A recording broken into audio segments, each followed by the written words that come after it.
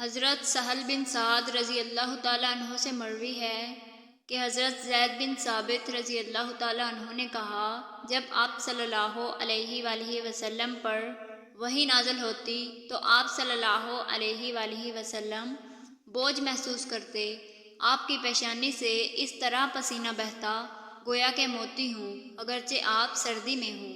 السلسلۃ الصحیحہ حدیث نمبر 2180۔ حضرت عبداللہ بن عمر رضی اللہ تعالیٰ عنہ سے مروی ہے کہ ایک دن میں دوپہر کے وقت رسول اللہ صلی اللہ علیہ وآلہ وسلم کی طرف گیا۔ آپ نے دو آدمیوں کی آوازیں سنیں جو ایک آیت کے بارے میں آپس میں اختلاف کر رہے تھے۔ رسول اللہ صلی اللہ علیہ وآلہ وسلم ہمارے پاس آئے، آپ کے چہرے سے غصہ جھلک رہا تھا۔ آپ صلی اللہ علیہ وآلہ وسلم نے فرمایا، تم سے پہلے والے لوگ اپنی کتاب میں اختلاف کرنے کی وجہ سے ہلاک ہوئے۔ السلسلۃ الصحیحہ حدیث نمبر 2452۔ حضرت علی بن ابی طالب رضی اللہ تعالیٰ عنہ سے مرفوعاً مروی ہے کہ جس شخص نے اپنے خواب کے بارے میں جھوٹ بولا یعنی جھوٹا خواب بیان کیا، اسے قیامت کے دن اس بات کا مخلف بنایا جائے کہ جو کے دانے میں گرا لگائے۔ السلسلۃ الصحیحہ حدیث نمبر 2496۔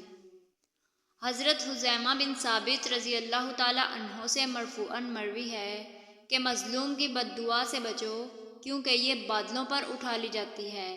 اللہ عزوجل فرماتا ہے، میری عزت اور جلال کی قسم، میں اس کی ضرور مدد کروں گا اگرچہ کچھ دیر بعد ہی کیوں نہ ہو۔ السلسلۃ الصحیحہ حدیث نمبر 2734۔ حضرت معاویہ رضی اللہ تعالیٰ عنہ نے منبر پر ارشاد فرمایا، اے اللہ، جو تو عطا کر دے اسے کوئی روکنے والا نہیں، اور جسے تو روک لے کوئی اسے عطا کرنے والا نہیں، اور کسی شان والے کو اس کی شان تجھ سے نہیں بچا سکتی۔ اللہ تعالیٰ جس شخص کے ساتھ بھلائی کا ارادہ فرماتا ہے اسے دین کی سمجھ بوجھ عطا کر دیتا ہے۔ یہ کلمات میں نے رسول اللہ صلی اللہ علیہ وآلہ وسلم سے اس منبر پر سنے تھے۔ السلسلۃ الصحیحہ حدیث نمبر 2805۔